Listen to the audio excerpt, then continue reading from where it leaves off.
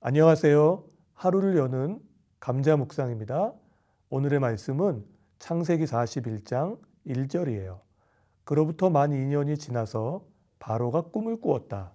그가 나일 강가에 서 있는데, 오늘의 한마디 숨바꼭질의 목적입니다. 창세기 41장은 드디어 요셉의 인생에 반전이 일어나는 시간이에요. 삶의 밑바닥까지 떨어졌던 죄수 요셉이 전격적으로 이집트의 총리로 캐스팅됩니다.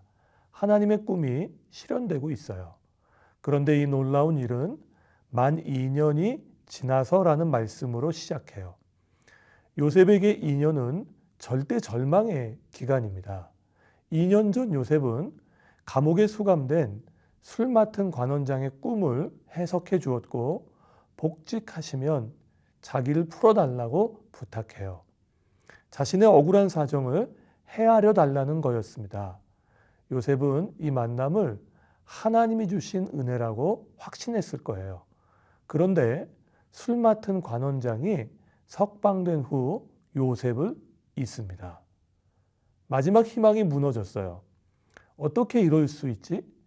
나한테 이러면 안 되는 거 아닌가? 하나님은 어디에 계시는가? 마틴 루터는 이런 시간을 숨어 계신 하나님이라고 말했습니다. 새 아들이 어릴 때 저와 숨바꼭질 놀이를 자주 했어요. 숨는 역할은 주로 제가 합니다. 저는 아이들이 못 찾을 만큼 완벽하게 숨을 수 있어요. 그러나 그렇게 숨지 않아요. 찾을 수 있고 발견할 수 있는 힌트를 남깁니다. 못 찾으면 헛기침도 하고 발 한쪽을 옆으로 내놓기도 해요. 왜 그럴까요? 숨바꼭질의 목적은 숨는 데 있지 않고 찾는 데 있기 때문입니다. 새 아들이 찾는 기쁨을 느낄 수 있도록 숨는 거예요. 요셉에게 마지막 2년은 숨어 계신 하나님을 찾는 시간이에요. 지금까지 찾는 것과 차원이 다른 간절함으로 하나님을 찾는 시간이에요. 이 기간에 우리가 발견하는 하나님은 모든 것의 주관자이신 하나님이세요. 죽이기도 하시고 살리기도 하시며 높이기도 하시고 낮추기도 하시며 기억나게 하기도 하시고 잊게도 하시는 하나님이에요. 요셉의 마지막 관문은 주관자 하나님을 온전히 신뢰하고 따르는 겁니다.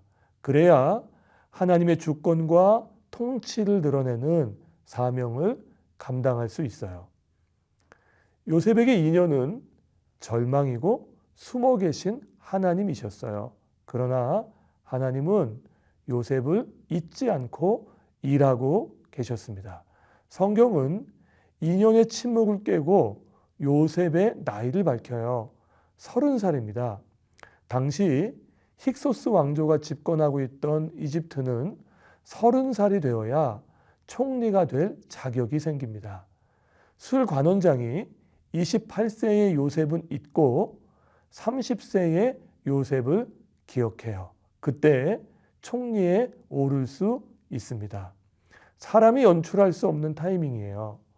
하나님은 구원의 역사를 이루어 가실 때 세상의 법칙이나 문화를 무시하지 않으세요. 오히려 이용하셔서 조화롭게 이루어 가십니다. 요셉의 2년과 같은 시간을 보내고 계신가요? 숨어 계신 하나님을 경험하고 있나요? 도저히 이해되지 않고 사람이 야속하고 희망도 없을 때 지금까지와는 차원이 다른 간절함으로 하나님을 찾아보는 은혜가 임하기를 바랍니다. 이 시간이 지나면 주권자 하나님을 온전히 신뢰하고 따르는 단단한 신앙으로 숙성될 거예요.